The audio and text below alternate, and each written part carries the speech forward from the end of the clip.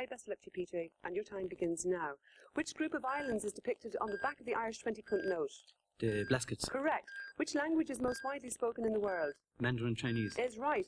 Alan Alda played what character in the TV series MASH? Press.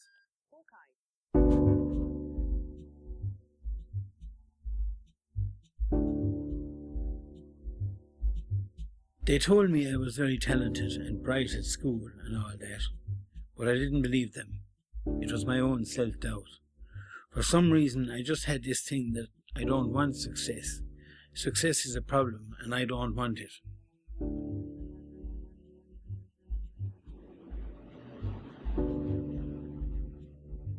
I always went for the negative, and that, I suppose, the negative was a handy way out, because then you didn't have to perform. You could just say, "Ah, there's poor PJ, Asher, God help us." I remember when being in college in Dublin in 1981, and I would say most of the time I was there, I suffered from depression. It wasn't like I had any pain. It wasn't something physical, so I could say, "There's my arm, check it out," or "take blood from me," or something.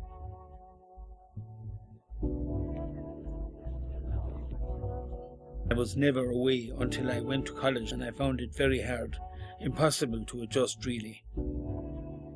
I felt kind of a bit lonely, and I suppose I was a bit overly mothered maybe too. My mother was very protective of me, I'd say, since I lost my arm.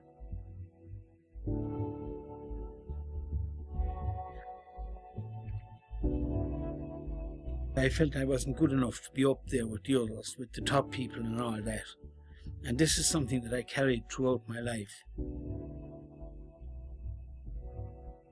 It feels like it's internal. It feels that it's something inside of me. If you're in denial, you'll never deal with it. This is the big bridge that you have to cross. I was first diagnosed with bipolar disorder in October 1998. That was the time of my first hospitalization, which went on till the end of October before I came home. I was hospitalized because I'd had a manic episode. The episode was fantastic as far as I was concerned, but it wasn't so fantastic for the people around me. A high is the most wonderful feeling one can have. One feels wonderful, invincible almost. It's absolutely superb. Once it starts, you don't want it to end. But of course, it's artificial. It's not real. And it's also, as well as everything else, it's dangerous. It's dangerous because it can lead you to do things where you totally disregard any risks or whatever. A lot of your logic goes out the window. You don't see danger the way you normally would. You know. So you have no respect for it. You have no fear of it at all. You have no fear of things at all when you're in a manic phase. I've had 3 cars in my life. 2 of those I have crashed and written off as a result of being on a high. A low is quite the opposite. It's like a period of depression that goes on for a long time, and out of which there's no escape. You just feel lost. You feel hopeless. You feel totally down. You're not yourself. It is madness on the one side, and it is a great sad loss on the other. That's how I'd describe it.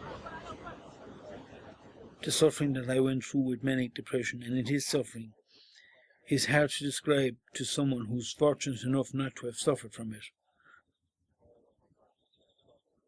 But it's awful, woeful, terrible, and it really is soul-destroying.